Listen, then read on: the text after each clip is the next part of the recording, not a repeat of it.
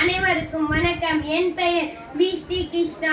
என் பள்ளி பெயர் ஸ்ரீ கலைமகள் மேல்நிலைப் பள்ளி உம்ராபாத். விவசாயம் நேற்று இன்று நாளை என்ற தலைப்பில் பேச உள்ளேன். விவசாயம் எங்கேனும் காணினும் பச்சை பசேல் பயிர்கள், நெற்கதிர்கள், சிறுதானியங்கள், காய்கறிகள், பூக்கள் என எண்ணற்ற பல மரங்கள், கிராமங்கள் தோறும் அரச மரம், ஆலமரம், பூங்க மரம் என செழித்தோங்கிய மரங்கள். கால்நடைகள் இல்லாத விவசாயி வீட்டை பார்க்க முடியாது.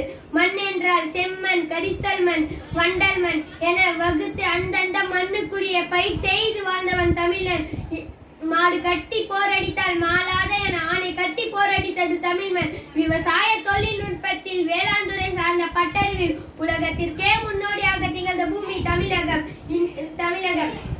உழுது உண்டு வாழ்வோரே வாழ்வர், மற்றெல்லாம் தொழுது உண்டு பின் செல்பவர் என உழவை முதன்மைப்படுத்திய சமூகம் வளர்ச்சி வெள்ளம் என இயற்கை சித்தத்தில் விதை நெல் அழியாமல் இருக்க ஆரிய கோபுர கலசங்களில் நெல்லை சேகரித்து வைத்தனர் நம் முன்னோர். இன்று வரை இந்த பூமியின் நிலப்பரப்பில் காணப்படும் தாவரங்கள் 15,000 வகைகள் வரையிலுமே அதன் மருத்துவ பயன்பாடு கண்டறியப்பட்டுள்ளன.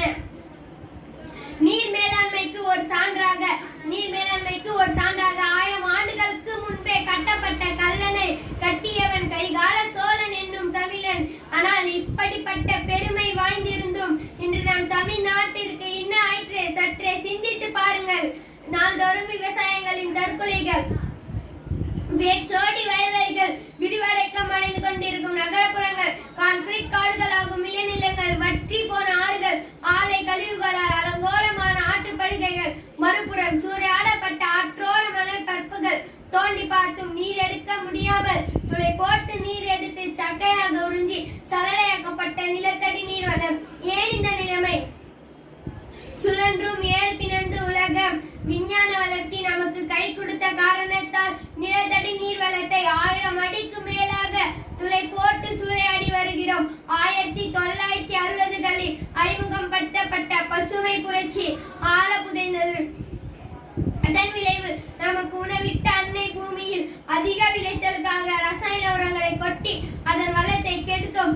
இந்நிலை தொடர்ந்தால் உலக மக்கள் தொகையில் 25% மட்டுமே உணவு கிடைக்கும் என ஐநா எச்சரித்துள்ளது. இயற்கை விவசாயத்திற்காக தமிழ்நாட்டில் இயற்கை வேளாண் விஞ்ஞானி நம்மாழ்வார் குரல் எதிரொலித்தது. இவரோடு சேர்ந்து தமிழ் மக்கள் அனைவரும் இயற்கை விவசாயத்தை பாதுகாப்போம். வாழ்க விவசாயம், வாழ்க விவசாயி என்று கூறி விடைபெறுகிறேன். நன்றி, வணக்கம்.